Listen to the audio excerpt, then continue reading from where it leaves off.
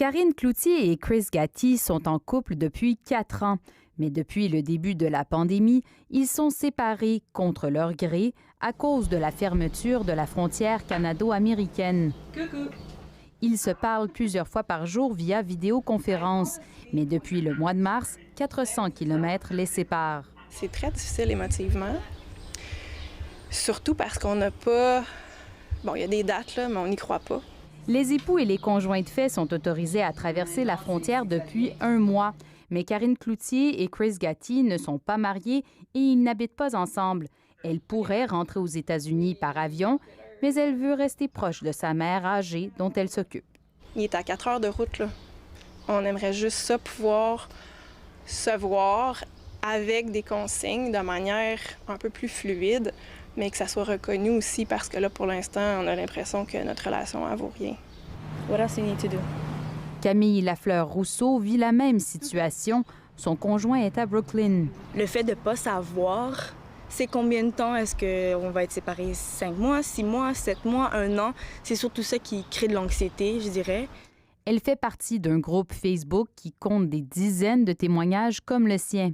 Les joueurs de hockey ont le droit de traverser la frontière. Eux, ils ont le droit de passer avant que les membres de nos familles aient le droit de passer.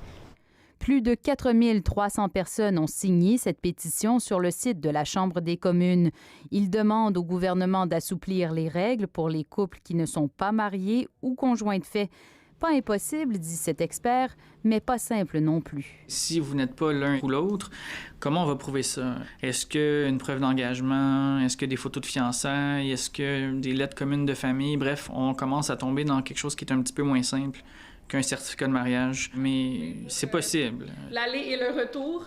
Un certificat de mariage, c'est ce qu'Esther Matt s'en va chercher en Islande. Donc, c'est ici que se cache la robe de mariée, mais évidemment, je ne vous la montrerai pas. Là. Elle et son conjoint devaient se marier cet été au Québec. Les plans ont changé. L'Islande me permet d'y aller, le Canada ne me permet pas. Donc, la seule solution qui me reste, c'est de me rendre là-bas pour aller me marier. Puis on va pouvoir enfin avoir une vie semi-normale. S'il n'y a pas de deuxième vague, on espère qu'il n'y en ait pas. Mais s'il y en a une, au moins, on va être ensemble. Le ministre de la Sécurité publique, Bill Blair, n'était pas disponible pour une entrevue. Son bureau dit que toute décision est prise pour assurer la sécurité des Canadiens.